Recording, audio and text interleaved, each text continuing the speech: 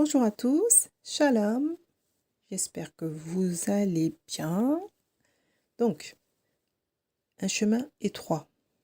La Bible nous parle du chemin étroit que nous sommes obligés d'emprunter lorsque nous acceptons Jésus-Christ comme Seigneur et Sauveur. En fait, il n'y a pas de choix, ce n'est pas une option, le chemin étroit, c'est un chemin obligatoire. D'ailleurs, Jésus le dit clairement dans Matthieu 16, 24, il dit « Si quelqu'un veut venir après moi, 1. Qu'il renonce à lui-même. 2. Qu'il se charge de sa croix. Et 3. Qu'il me suive. » En fait, il y a des étapes. Le problème, c'est que les gens se sentent arnaqués parce qu'ils lisent le verset sans s'arrêter dessus, en fait. Alors que Jésus, il a été clair, fluide, limpide. Il n'est pas passé par 4 chemins. Il a dit, tu veux me suivre? Ok, renonce à toi-même. Charge-toi de ta croix et suis-moi. Tranquille, quoi. Ensuite, Jésus, il ajoute, vous serez haïs de tous à cause de mon nom. Mais celui qui persévérera jusqu'à la fin sera sauvé. Donc, c'est quel mot que tu ne comprends pas dans cette phrase, en fait? La plupart des chrétiens tombent des nues quand il y a des problèmes, des combats, des luttes. Oh, c'est dur, la vie chrétienne, c'est dur. Mais attends, on t'avait prévenu, quoi. Jésus, ce n'est pas un homme pour mentir. Il a dit la vérité. Et la plupart des chrétiens lisent la Bible à moitié, ils prennent des versets qui les arrangent, quoi.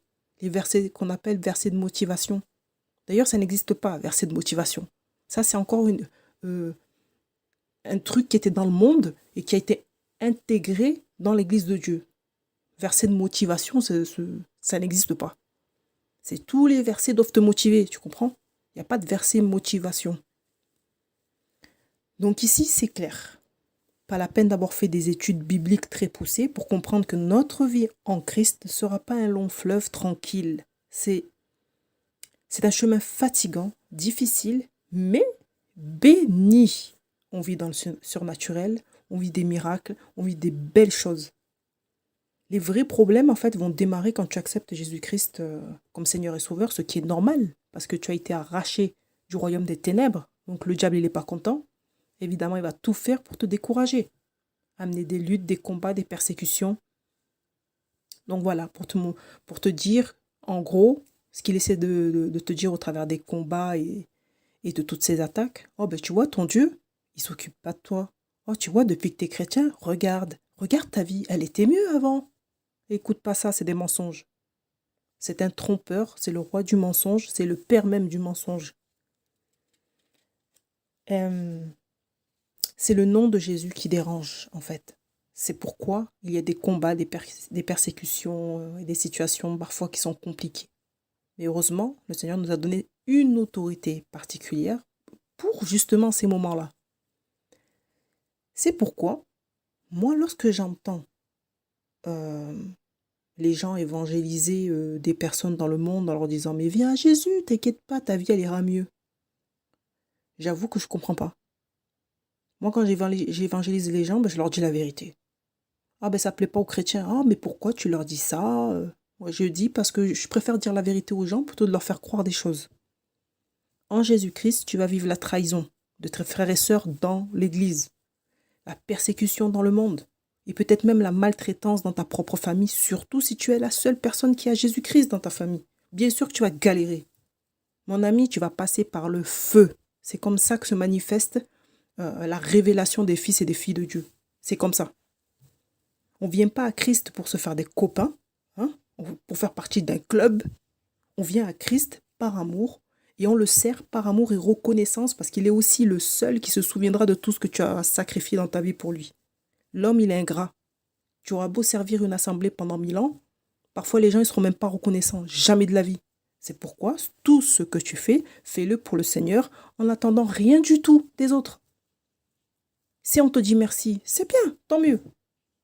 Mais si on ne te dit pas merci, c'est bien aussi. C'est très bien. Donc c'est pourquoi le Seigneur, il connaît l'ingratitude et le cœur de l'homme, et il a prévu dans sa parole, comme il nous l'a dit, hein, une récompense particulière pour ses joyaux. Donc mon ami, même malmené sur cette terre, tu pourras être dans la joie. Même dans la pauvreté, tu pourras connaître l'abondance. Même sans rien, tu peux tout avoir. Sans argent, tu peux tout acheter. Parce que les enfants de Dieu ne fonctionnent pas avec les principes de ce monde des ténèbres. Si tu racontes aux païens que s'ils viennent à l'église, tout ira mieux pour eux, qu'ils n'auront plus de problème, tu mens. Ce n'est pas la vérité, c'est un mensonge. Et lorsqu'ils vont s'apercevoir là que tu les as roulés dans la farine, non seulement ils vont mettre les voiles, choqués de voir les gens de l'église qui se servent de leur position pour faire le mal, parfois, ou même sans position, hein, des chrétiens qu'on voit chaque semaine. Ils vont être vraiment choqués, quoi. Donc, il ne faut pas raconter des bêtises aux gens, il faut leur dire la vérité. Moi, je dis clairement aux gens que s'ils veulent voir des gens parfaits, l'église, c'est vraiment le mauvais endroit. Ah oui, pardon, moi je dis ça. Pardon. Donc, il faut enseigner les gens sur la grâce du salut sans les œuvres. C'est vraiment quelque chose d'important avant même qu'ils viennent à l'église, si tu en as l'opportunité. C'est vrai que c'est mieux de bien leur faire comprendre ça, de revenir sur le sujet plusieurs fois, il n'y a pas de souci, tu vois. La grâce du salut sans les œuvres et la sanctification en tant que chrétien. C'est-à-dire expliquer que, tu sais, les chrétiens ne sont pas parfaits. Nous, on a le Seigneur, on a la Bible qui nous apprend à vivre chaque jour. On a la prière qui fait que, voilà, ça nous aide à marcher. Et chaque jour, les gens qui croient en Jésus-Christ deviennent un peu mieux. Ouais, c'est ça qu'il faut expliquer. La vérité, quoi. C'est un chemin de sanctification. Bien sûr, on ne va pas comprendre le mot sanctification comme ça, mais tu vas détailler, tu vas expliquer les choses. La grâce du salut sans les œuvres et la sanctification qui nous permet d'être meilleurs un peu plus chaque jour.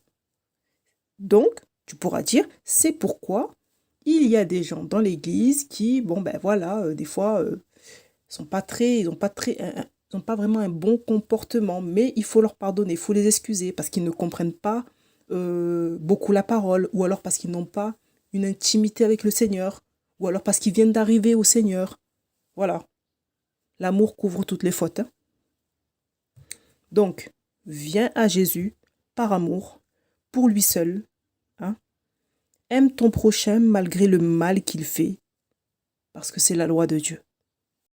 Petit détail, quand la Bible dit « même sans argent vous pouvez acheter », il n'est pas question d'aller au magasin, de faire vos courses et de passer à la caisse en disant « mais je peux acheter parce que la Bible le dit ». C'est pas ça, hein, c'est pas dans ce sens-là. Hein, c'est pas, voilà, parce qu'il faut quand même être un peu sensé.